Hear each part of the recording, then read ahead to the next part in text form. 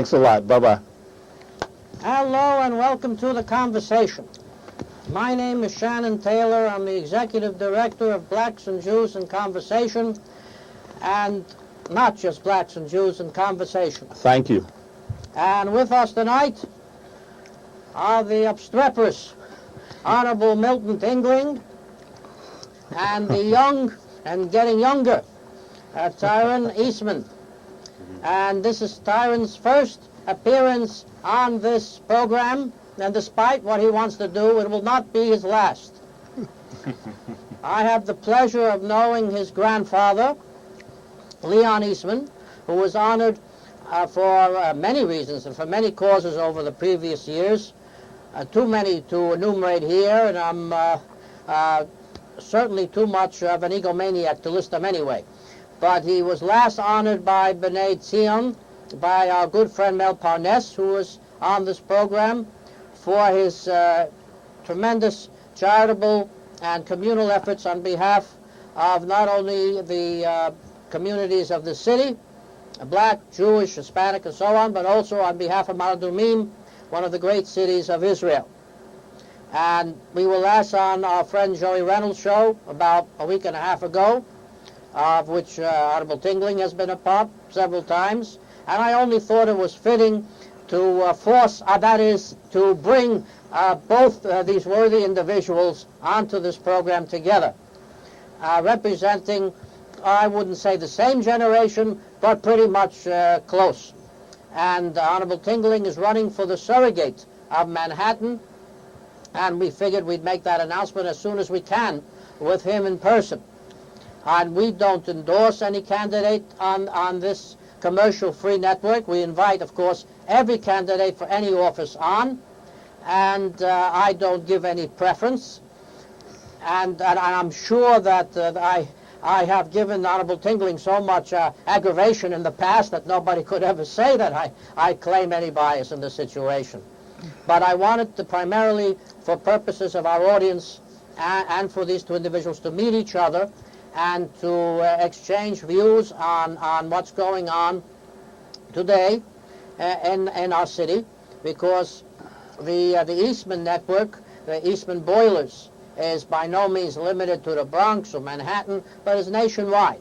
And Leon, by his grandfather's own words, works tirelessly and forever, saving the company millions, getting those #1 pioneering boilers all over the place. And for somebody who can't even stoke a furnace, but who worked in my father's hardware store for the first 20 years of my life, I can certainly appreciate somebody who works in the family business under his grandfather, because it is no easy labor, and in my case, I wouldn't say it was a labor of love. So I'm going to first turn it over to Judge Tingling to make his introduction, and he certainly needs no more introduction from me. Well, thank you, Shannon. It's, of course, an honor to be back on the show. I hesitate to tell the audience how long you and I have been together and the places we've been. It's always an honor to be here because we get an opportunity to discuss the issues that affect not only people around the world, but more importantly, those people who live here in New York. You are, of course, a fountain of different issues, of being involved in so many things. I'm especially pleased to be here tonight to meet Tyren. I did not know about you before, No. but if Shannon got you on this show, you must be a very interesting person. So I'm looking forward to hearing what it is you do. Shannon has, of course, said something about my candidacy, but to reintroduce myself to the audience, I'm an elected Supreme Court Justice.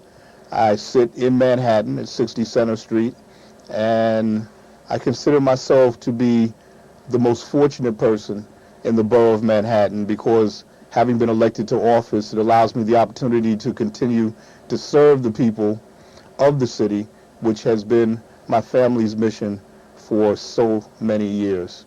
At this point, I'll turn it over to Tyren. Good evening. I'm Tyren Eastmond, and I'm also honored to be here. It's actually something that I enjoy because I did this with Shannon maybe about 2 weeks ago on a radio station, and I was a little unprepared, not knowing what we were going to talk about, but of course we were able to sit down and have a very decent conversation, and I think in the end we all enjoyed it to sit down and talk about the issues of the area and all around the world. And I'm here to talk about whatever we can talk about and see what we get out of it tonight. It's good. Well, that's what we're up for. We're up for conversation. We bring individuals who don't have to have met before. Once you meet on this show, once you meet on this program, once you meet in our dialogues, you don't forget each other so soon. However, some might try. You remember each other for quite some time. And usually people such as yourselves, people of extremely fine character and interesting personalities, will seek each other out. And we pair people together, we pair communities together. And Judge Tingling is a leader for all communities. He and I have gone to over 60 universities over the last dozen years, and we've been active, I think, every year traveling. And Leon, tell us about your family's company and its growth, so that Judge Tingling can appreciate the hard work you've been putting in. Well, it's funny, you said Leon, like Leon is here. I guess Leon comes so much, he forgot the Tyren is here. I can't get him out of my head. He haunts me. Every time I call him up, he's supposed to be somewhere that he forgot about. So I keep putting it, because he was supposed to be here too. So He was. It's supposed to be a dual show today, but unfortunately he had somewhere else to go, so I'm here to represent us. But a little bit about the family and the business. My great-grandfather started a company in 1926. And it started off as a small company, and where my grandfather and my great-grandfather worked together. And as my grandfather got more involved into the business, they moved into the Bronx, and the company really started out on doing welding and small like tank work and boiler work. But they went and grew into a boiler manufacturer in the Bronx, and the services grew to not only boiler manufacturing, boiler repair. We do tanks. We do new tanks. We do tank work, tank repair. We do oil spills. I mean, there's an array of services, including we have mobile units that we send out to hospitals and buildings. When the heat and hot water goes down, within 3 to 4 hours, we can have a heating unit out to provide heat and hot water for the building. And my grandfather has grown the company to a scale that it's unbelievable, and I get a great enjoyment to join him, and we work together to keep the company going, because it's a great family legacy, and it is a great community help that people have, that they can come there and have jobs and things of that nature.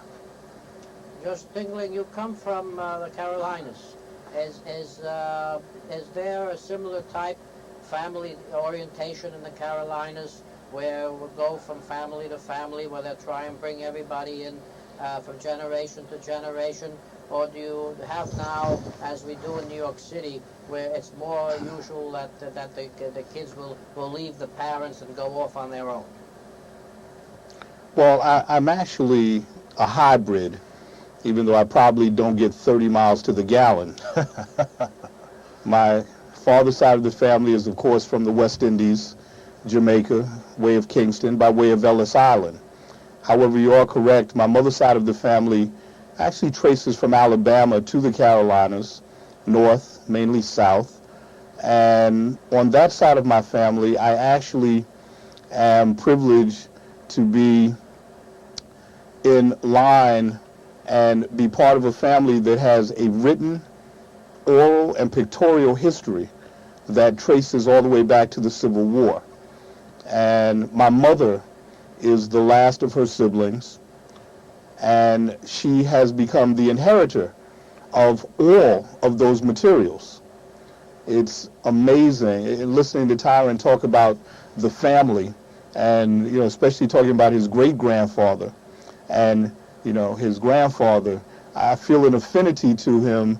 I have my great-grandfather on my mother's side was actually an ordained Presbyterian minister who was ordained by the Presbyterian Church in 1870.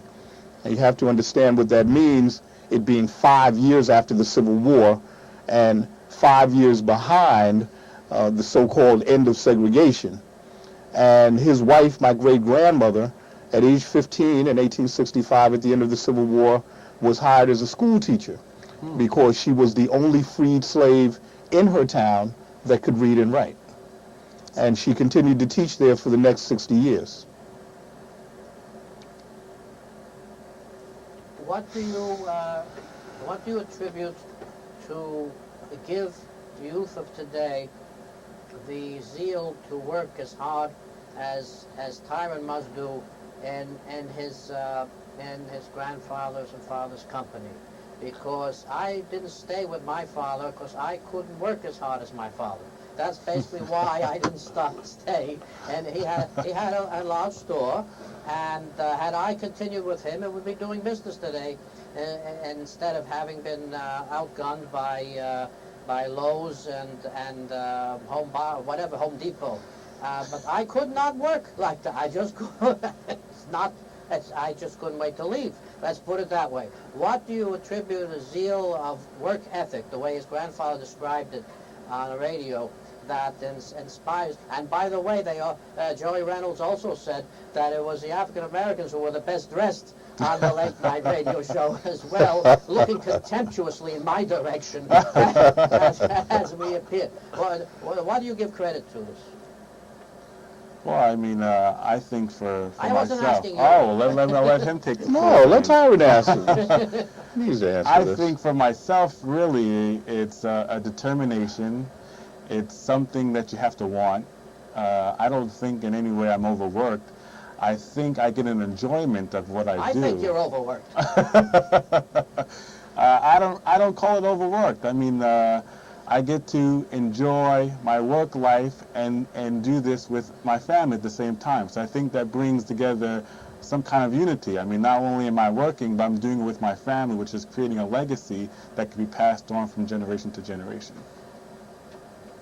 Judge Tingling, your father was a judge, and you had a campaign very, very hard to become a judge in your district. And I remember when we were neighbors, that in the courts that you worked very hard with all the defense work that you did and representing indigents and so on before you started campaigning. So what was it about your father that inspired you to want to also become a judge? Well, I never wanted to be a judge. I didn't want to be a lawyer. It's interesting what Tyren is speaking about, because I do understand, and to be honest with you, it's one of the reasons that I'm running for the position of judge of the surrogate court now. As a people, there has been a consistent effort to separate or deny what Tyren described as a family legacy. To hear him talk about his great-grandfather, his grandfather, I know so many that don't have that experience. They don't know who their great-grandfather was. They don't know who their great-grandparents were. They may trace back a couple of generations, but maybe only on one side. Right. To have the opportunity to do that, to preserve it, is such an important thing. And quite frankly, it's part of the American way. There are so many rules today. There are myriad of tax solutions and trusts and laws, all designed to preserve legacies. Now, Tyren talked about, well, rather, he said that his father talked about the work ethic. I, to the day I die, will never be my father's equal. Not in my mind. I can never surpass him. So each and every day, quite frankly, is a blessing to be able to try and work as hard as he did, right, to work as hard as I perceive my grandparents and my forebears to have worked. I don't consider myself to be a child of privilege, but I do consider myself to be privileged, to have the knowledge, first of all, of my ancestors. And number two, every day to be able to try and preserve that legacy. And it's something that I'd like to do for others. It's important. It's important, I think, really to get others involved in what you're talking about, because really if you don't move forward together, there's really nothing that you're accomplishing, because together, you build something for yourself, but it's nothing unless you pass it on to someone else that they can do it as well. It's something that needs to be passed on to others.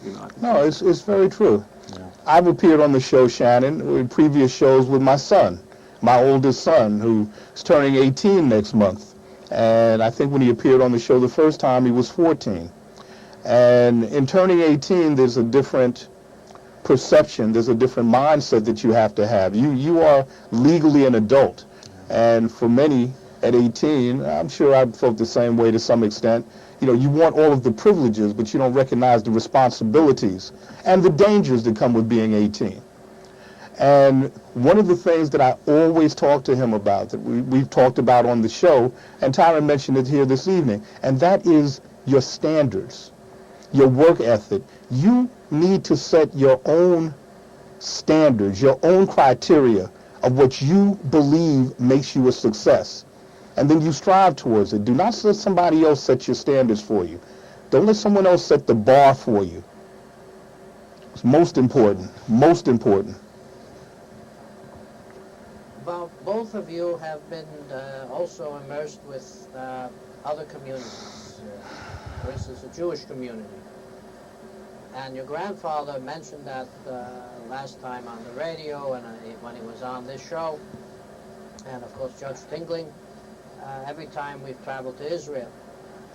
How have you found the interaction between the black and the Jewish communities overall? Well, my grandfather always talks about how the Jewish community has been a part of his life, because really, in most aspects, he doesn't think that he could have accomplished some of the things without some of the Jewish people that helped him to get where he was. So really, I think together, in his case, is that they've come together to grow, to help not only themselves, but to help each other, to move on. A lot of things in life can't be done by yourself always. Sometimes you need someone else as assistance or their backing to help you get somewhere. And I think for him, he said some of his best friends are Jewish. Some of his best customers in the organization has been Jewish people. So I think together they made a team to make a step forward to do something. They came together as people and equal people to move forward, not only to help themselves but to help each other. And I think that role has been important, and it always will be an important thing, because I think both of the cultures realize that a unity is necessary out there, not to be against each other, but to work together, and then things can be accomplished. I agree with you. Shannon and I go back to the name of our organization today is not just Blacks and Jews in Conversation, but as Shannon mistakenly said in the beginning, sorry about that, Shannon, Blacks and Jews in Conversation. What is, to me, the most important part of the formation of the organization was the idea, the theory, the belief in the commitment to this. And that was, it grew out of the Crown Heights situation in the early 90s. And all you heard were voices of hate. Right. And two gentlemen sat down and said, there are so many areas of commonality.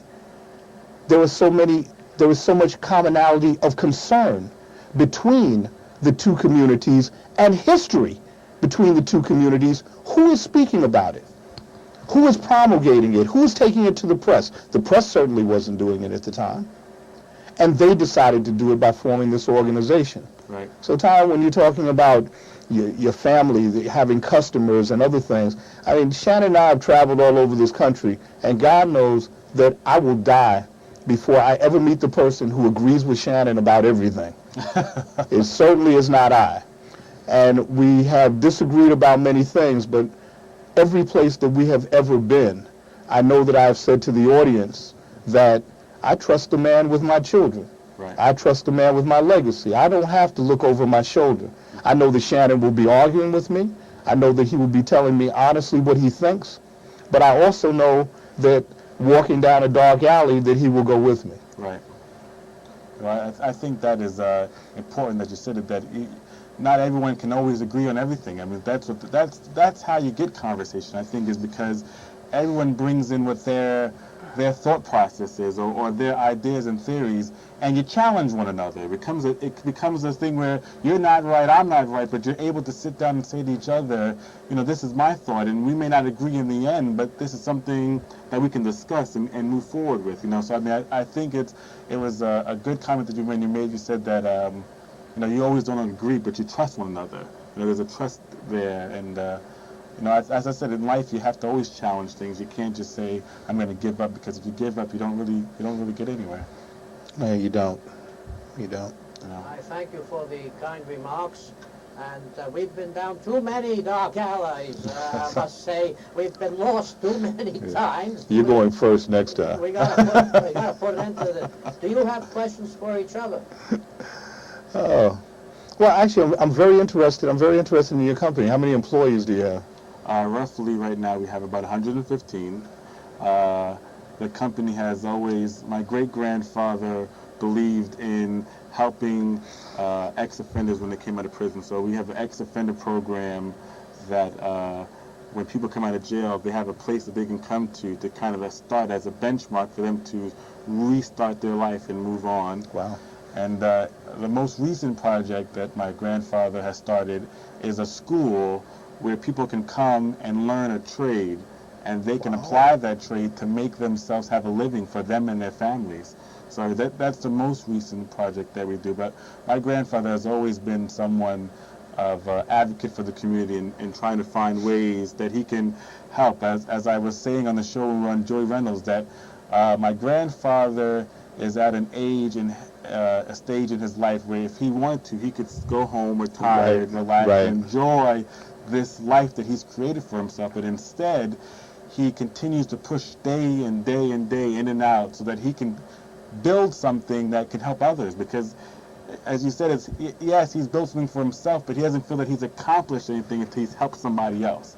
And I think that is important, and I think that's why it gives me the interest and the honor to work with him, because I think he's a great gentleman and a great man, and he sets an example for not only myself, but everyone that's around him of what you want to do and how you want to proceed in life. And I appreciate him every day. I thank God, and we'll keep working together and see what we can do.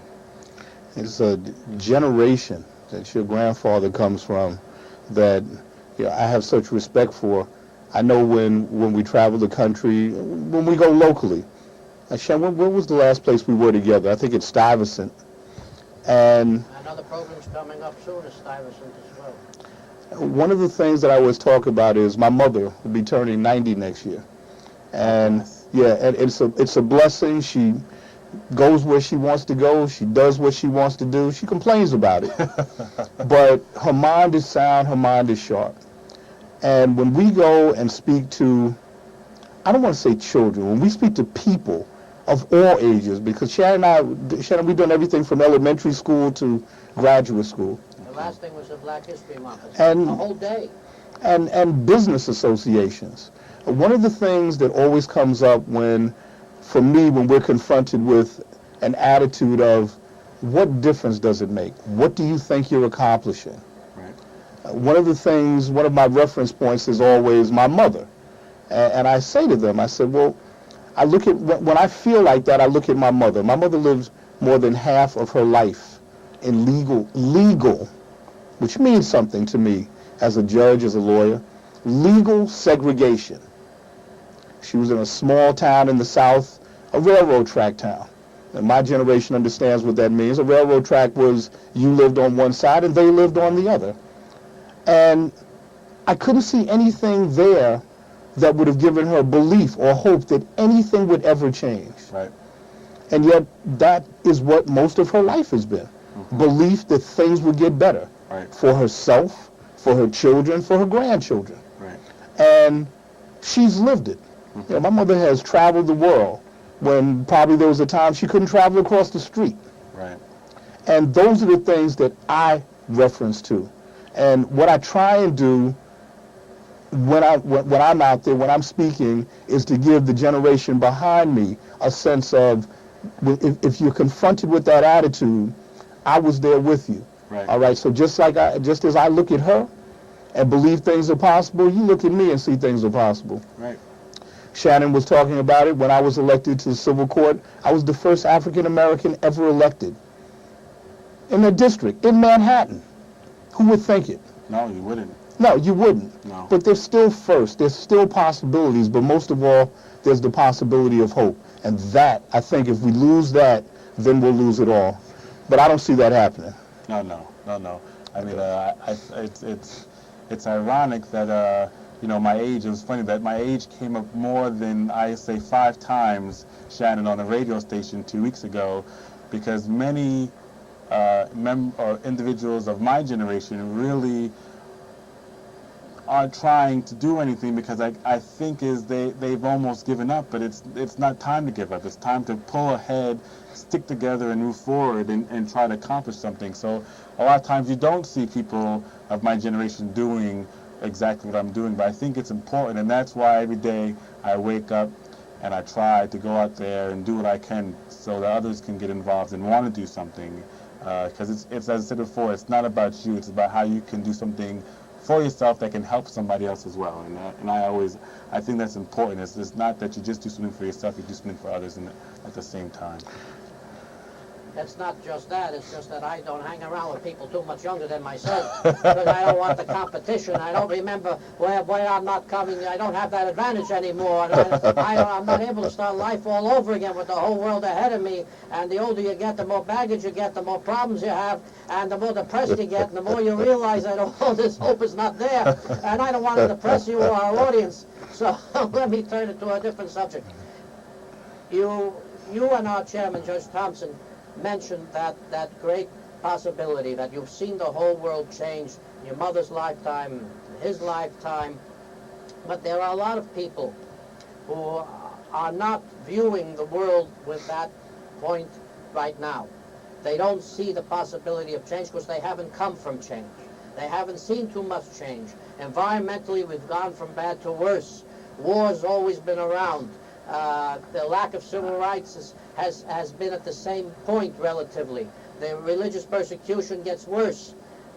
Israel is still a target. On and on we go. So what parameters, in the last minute and a half that we have, what parameters are there to see the same hopes for change for those who haven't come from a background of dramatic change? You have to be cognizant. You cannot start out with a mindset that nothing changes. If you look around you, you see many changes. If you look around you, take a look at this year. We have an African-American governor. We have an African-American running for the presidency of the United States. We have a woman running for the presidency of the United States.